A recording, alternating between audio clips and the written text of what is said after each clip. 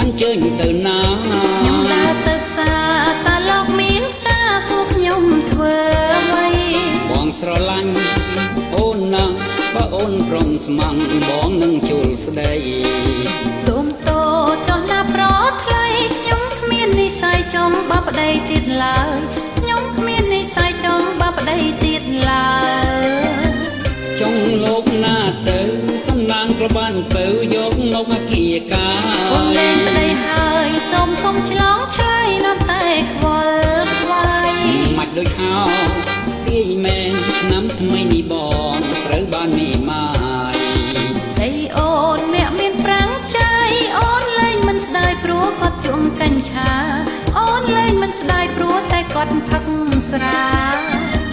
បងនៅបៃលិនចិនបតាំងស៊ូហៅបងអាចារ្យបិទដូចបងថាប្រយ័ត្នធំស្រាឲ្យដេកក្រៅមកបងគឺជាកងខ្សែជួលត្រាំងតគេដឹងលុយរាប់ធំបញ្ញាបងពីក្រៅដល់ក្នុងត្បូងរំការរុងបងក្រាលពើថ្នល់បងរំការរុងបងក្រាលពើថ្នល់បងមានលុយដល់ម្លឹងផងនោះយីបងអ្នកមានអោទៅជាផងពេកហើយយីមានខតាមអីសម័យថ្មីគេផមកណាតាម Facebook តាម TikTok វិញគេផទាំងអស់ហ្នឹង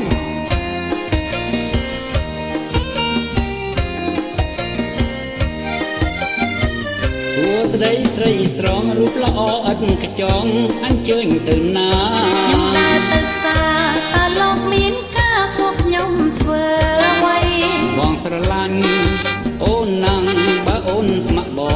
បងនឹងជួលស្ដី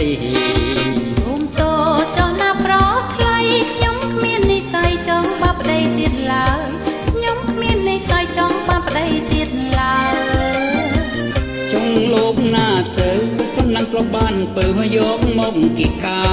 អូនលែងប្តីហើយសូមកុំឆ្លងឆ្លើយនៅតែខ្វល់ខ្វាយមិនដូចហោ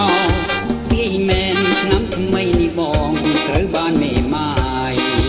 អីអូនអ្នកមានលុយចាយអូនលែងមិនស្ដាយព្រោះគាត់ជុំកញ្ឆាអូនលែងមិនស្ដាយព្រោះតែគាត់នឹងផឹកស្រាពេកនឹងណា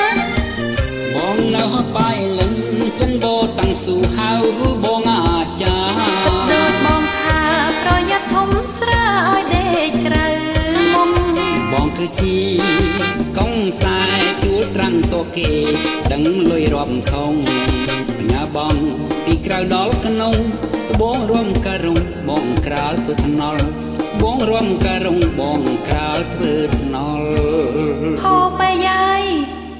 យេអត់ឯង